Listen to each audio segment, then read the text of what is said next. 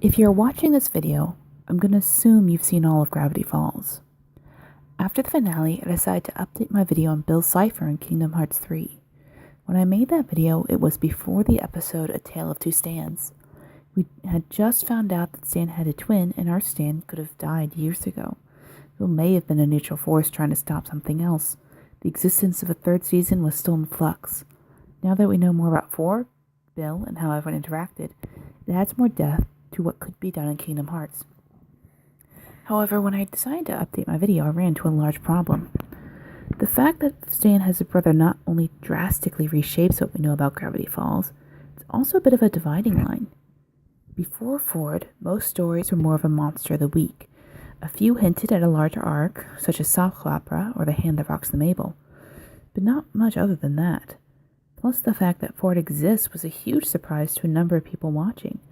By putting Ford into Kingdom Hearts, it would ruin the surprise for people who plan on watching Gravity Falls, and maybe make it a bit harder to integrate into the mythology overall. The idea of exploring Gravity Falls via interacting with Dipper and Mabel could work at any time.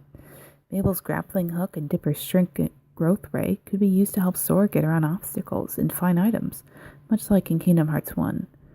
But the plot developments that come with Ford and Bill offer an experience more limiting for fans, but also much more freeing than for the interworld conflict. Because Ford offers another option, one that, besides Bill, we ought to consider. Gravity Falls stresses repeatedly that Ford disappeared 30 years ago, with Birth by Sleep happening 10 to at most 15 years ago. By the time of Kingdom Hearts 3, Ford would have been gone by then. However, that puts him right in the middle of the Young Master area, i.e., when exploring what made Gravity Falls tick, when Bill Cipher showed him more existed, it's entirely possible that Stanford Pines could have met or even become friends with Xehanort and Ericus when they were training. While we don't have hard numbers on this, we can make a few assumptions due to how long Ven, Aqua, and Terra trained with Ericus. Ford could have met Xehanort and Ericus towards the end of their friendship. Depending on how long Ford studied Gravity Falls, Ford could have even met them just after they were declared masters. Ford could also have a lot of info about how Xehanort and Ericus was compared to how they are now. Other than some vague talk by Yen Sid, no one we know knew Ericus and Xehanort back then. Ford could fill in gaps. He could talk about how they changed, how they found each other, who was the third person in their trio if it wasn't Yen Sid, what they researched, the young master stayed in Gravity Falls for a bit, and many other pieces of information that we would not be privy to otherwise.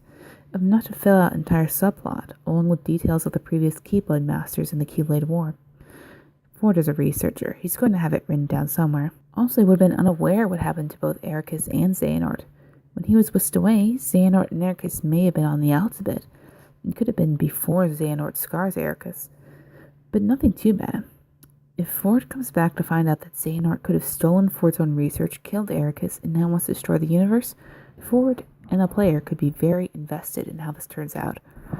However, this is a problem, namely spoilers. What to do about the fans who have not watched Gravity Falls? Why should they care? True, the author has been in the show since the beginning. Halfway through the very first episode, Dipper finds the journal. But Stanford Pines being the author? That's more tricky. A TV show isn't like a movie. A movie is a 2-hour investment, at most 3, and then you can move on. TV shows are a time investment. Gravity Falls is at the lower end of the spectrum, with 14 and 2/3 hour investment. And almost every episode is important. If someone wants to watch Gravity Falls eventually, they will completely ruin the surprise of find out that Stan has a twin who's the author. On the other hand, it will have been several years since the final episode. By that time, Kingdom Hearts 3 comes out. Maybe it would have progressed out of spoiler territory by then. But Ford is something they are going to have to think about to go forward. This also divides Gravity Falls into 3 separate time zones, where Kingdom Hearts story could be placed.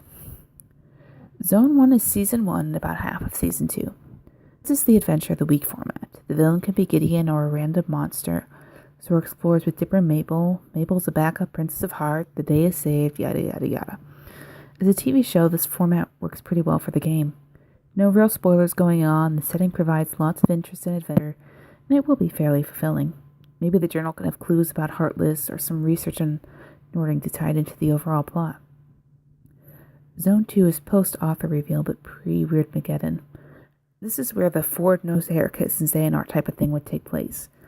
This would keep most of Zone 1 too, but Gravity Falls would be more invested in the wider story, and Bill Cipher could play a larger part. We are going to need to talk about Bill. Zone 3 is post-Weirdmageddon. Maybe the next summer when Dipper and Mabel come back. Big Hero 6 is post-movie. I am unsure how the Big Hero 6 TV show will play into it, but Sora or Xehanort could be drawn to Bill's live-action statue in order to make a deal with it. For Dipper, Mabel, Stan, Wendy, and Seuss will have different reactions, as this is post-character development for, well, everyone. As for Bill is, by his nature, tricky.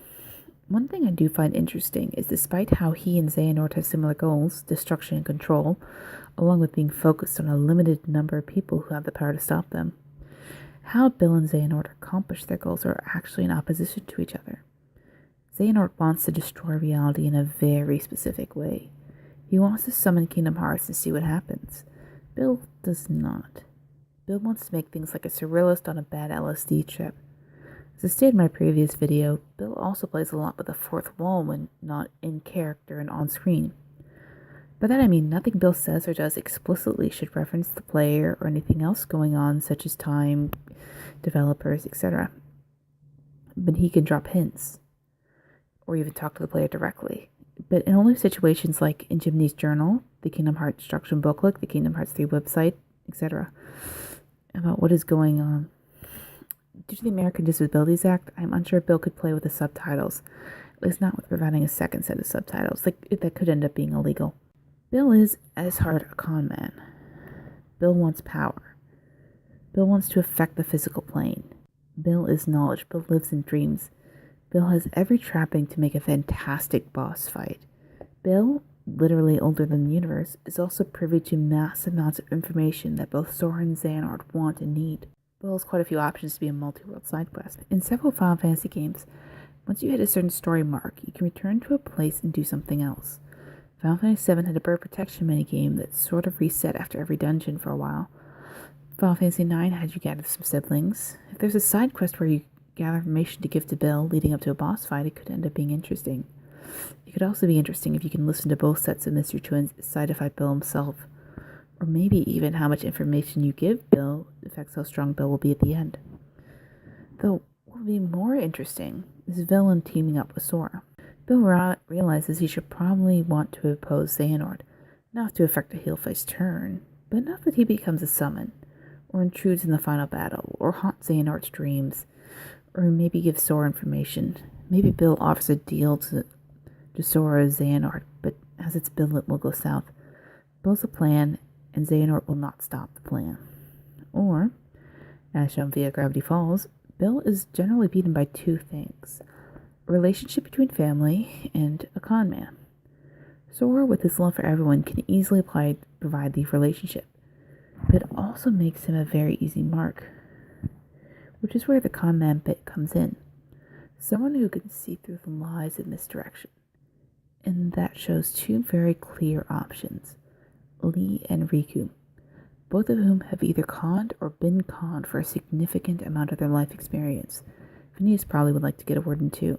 However, there's a greater con man, Xehanort. Xehanort, who realizes what Bill is doing and wants to stop him. Xehanort, who realizes that Bill wants to take over Sora, who is key in the final battle. Xehanort, who may have enough power to utterly destroy Bill if given the chance. Xehanort, who would have to face Ford trying to grapple with what happened to their trio of friends. Xehanort, who could be playable. And no, that won't change everything. Bill could still be a terrifying boss battle where he manipulates reality so none of your attacks properly work, where he controls Sora's body and you have to find an unusual way to beat Bill. Maybe Bill manifests inside Sora's heart to offer them deals too. There are many, many options. And Ford and Xehanort should absolutely be considered in those options.